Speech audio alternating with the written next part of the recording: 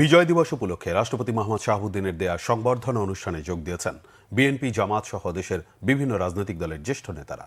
এছাড়াও ছিলেন বীর মুক্তিযোদ্ধা, সামরিক বেসামরিক প্রশাসনের ঊর্ধ্বতন কর্মকর্তা সহ সমাজের বিশিষ্টজনরা। তাদের উপস্থিতি সংবর্ধনা অনুষ্ঠান পরিণত হয় মিলন মেলায়। সফররত পূর্ব তিমুরের প্রেসিডেন্ট হোসে রামোস হর্তাও ছিলেন সংবর্ধনা অনুষ্ঠানে। রিপোর্ট সৈয়দ আব্দুল মুহিতের।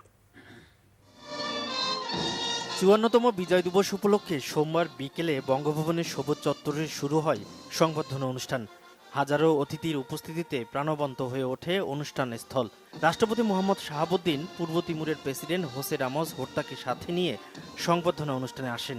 এরপর জাতীয় সঙ্গীতের মধ্য দিয়ে শুরু হয় উৎসবের আনুষ্ঠানিকতা। রাষ্ট্রপতি আমন্ত্রিত অতিথিদের সাথে কুশল বিনিময় করেন। অনুষ্ঠানে প্রধান বিচারপতি সৈয়দ রেফাত আহমেদ, উপদেষ্টা পরিষদের সদস্য, বিভিন্ন দেশের রাষ্ট্রদূত ও হাইকমিশনাররা যোগ দেন।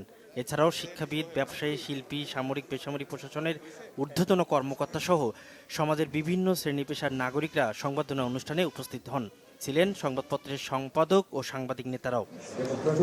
পরে রাষ্ট্রপতি শাহাবুদ্দিন পূর্ব তিমুরের প্রেসিডেন্ট হোসে রামোস হর্তাকে নিয়ে ভিভিআইপি এনক্লোজারে বিজয় দিবসের কেক কাটেন। এর আগে বীর শ্রেষ্ঠ পরিবারের সদস্যদের সংবর্ধনা দেয়া হয় বঙ্গভবনে।